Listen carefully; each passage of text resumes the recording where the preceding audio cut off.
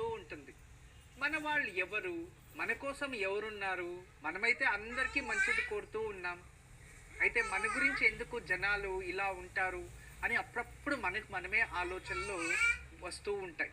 ఇదే విధానంగా ఒక వ్యక్తి రోజు డైరీ రాసేది రేపటి నుంచి నేను అలవాటు చేసుకోవాలి అని ఆలోచించి అలా 2 బుక్కులు తీసుకొని అతను కలగన్నవి రాయడం, ఇంకోటి నిజంగా అతని జీవితంలో ఏం సాధిస్తున్నాడో ఏం చేస్తున్నాడో రాయడం, 2 పుస్తకాలు పెడతాడు. 1 సంవత్సరం అయిపోతుంది.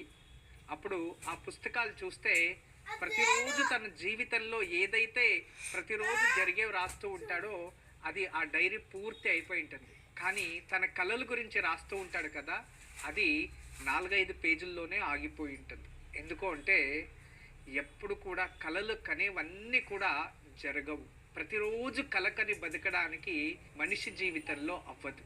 ఎందుకంటే అది కలల లోకమే, అబద్ధం లోకం. కాబట్టి నిజమైన జీవితం మనం ఏదైతే శ్రమిస్తున్నామో, ఏదైతే జీవితం జరుగుతుందో అదే నిజమైన జీవితం.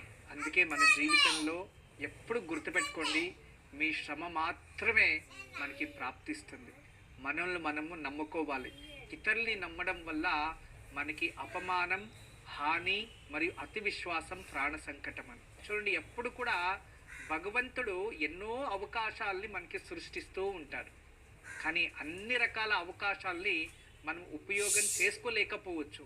కానీ అవకాశాలని వదులుకుంటే మాత్రం మనకు నష్టం జరిగినట్టే. అదే విధానంగా మనము అనుకుంటూ ఉంటాం, బంధువులు అయి ఉండొచ్చు, మిత్రులు అయి ఉండొచ్చు, ఇతరులు అయి ఉండొచ్చు.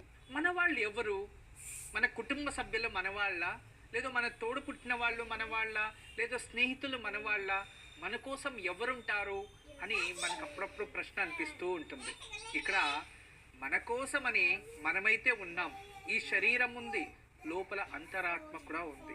మన కోసం మనం ఉన్నప్పుడు ఇతరుల గురించి మనం ఎక్కువ విశ్వాసిస్తే ఖచ్చితంగా అది నష్టమే జరుగుతుంది అనేది శాస్త్రరీత్యా ఉంటుంది.